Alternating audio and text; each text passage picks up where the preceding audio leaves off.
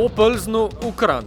Navijači vsi v bližnji in širši okolici so z mislimi že pri povratnem dvoboju z Viktorijo, toda vmes je bilo treba opraviti novo obveznost v državnem prvenstvu. Trener Ante Čačić je zahteval, da se do sobotnega večera odvrne pozornost s play-offa Lige prvakov. Je pa moral razporediti moči med dvema zahtevnima evropskima tekmama. Iz 11-terice na Češkem so tako izven moštva ostali Cvijanović, Rajčević, Milec in Viler, na klopi pa Mertel in Bohar. Želja po vračanju poškodovanih v tekmovalni ritem se je polovično uresničila. Arhus je zavzel mesto na štoperskem položaju, Mezga pa še ni bil nared za nastop. Za Mezgu ipak čini mi se da je bilo prerano, jer ne osjeća se previše siguran u svoje ozdravljenje. Napravit ćemo još jednu dodatnu pretragu. Što se tiče Argusa, on je danas odradio 90 minuta. Imamo do srijede još 3 treninga pa ćemo vidjeti, ali mislim da će biti spreman. In ob preusmeritvi misli od novega evropskega vrhunca je boj za prevlado na upočasnjenem kranjskem igrišču trajal nekoliko dlje kot v dosedanjih prvenstvenih obračunih. Med iskanjem poti do zaključnega udarca je prvi uspel v namenu Mendy po poskusu z roba kazenskega prostora žoga ob bloku domačega branilca v kot. Med dogajanjem brez večjih pretresov se je v 23. minuti mreža Triglava zatresla, toda zadetek ni bil priznan. Po sodelovanju z Ibrahimijem je Mejač prodrl po desni strani v kazenski prostor, po dvoboju z Bukaro žoga do Tavaresa, ki jo je poslal mimo vratarja v nasprotni kot, toda oglasil se je sodnik in označil, da je pred tem Mejač storil prekršek. Pred koncem umirjenega prvega polčasa je udarec z roba kazenskega prostora preizkusil še Bukara, premalo natančno za konkretnejši zaključek. Da ni bilo dovolj konkretnosti v igri prvakov, je ocenil tudi Ante Čačić in v želji po spremembi ritma med polčasom posegel po dvojni menjavi. V igro je poslal Boharja in Fajića. V slačilnici sta ostala Črnic in Mendy. Nova energija je prinesla tudi spremenjeno razmerje moči na igrišču. Stopnjevanje ritma je napovedala akcija s podajo Mejača v kazenski prostor, Diallo pa se je uspel ravno toliko dotakniti žoge, da jo je pred Fajićem izbil kot.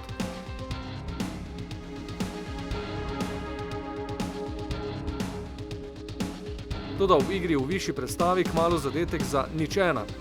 Mejač in Fajić sta ponovila vajo, tokrat pa je po predložku z desne strani Fajić prehitel tekmeca in usmeril žogo mimo vratarja v mrežo.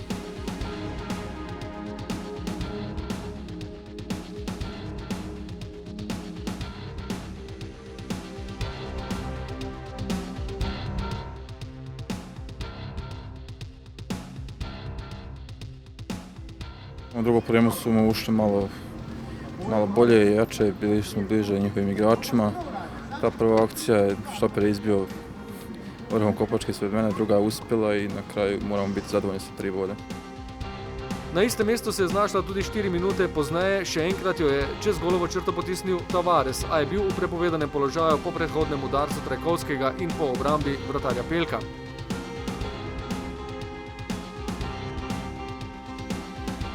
Med obdobjem prevlade je kapetan ušel branilcem do soočenja z vratarjem, vendar zadel le zunanji del mreže. Po igri v podrejenem položaju so željo po izenačenju pokazali do konca tekme še Kranjčani. Najprej je zapretil Pokorn, Handanović ni dovolil presenečenja. Nato pa ob zadetku Fajića poteza tekme. Zolić je ostal neoviran pri udarcu, Jasmin Handanović pa z mojstrskim posredovanjem ukrotil žogo pred golovo črto. Obramba, ki si jo bodo igralci Triglava, ki so ponovno proti Mariboru odigrali tekmo leta, še večkrat ogledali. Težko igrišče tu, ampak na koncu smo spustili žogo in smo tako tudi dali gol, ampak res so zelo težke tekme tu. Igra se je razživela, med živahno končnico je bil Fajić v naslednji akciji v vlogi podajalca, spretno poslal žogo čez obrambne igralce do Tavaresa, toda uspešnejši Pelko.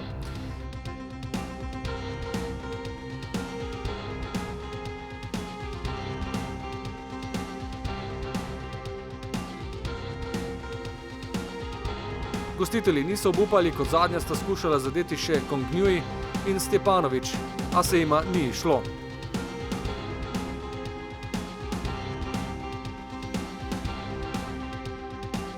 Prav zadnja akcija pa z mariborske strani v protinapadu Tavares do Fajića, ki tokrat ob soočenju z vratarjem ni bil natančen, žoga mimo vratnice in ostalo je 0:1. In zdaj je dovoljeno razmišljati le še o velikem spektaklu v Ljudskem vrtu. Boj za Ligo prvakov, sreda 20:45.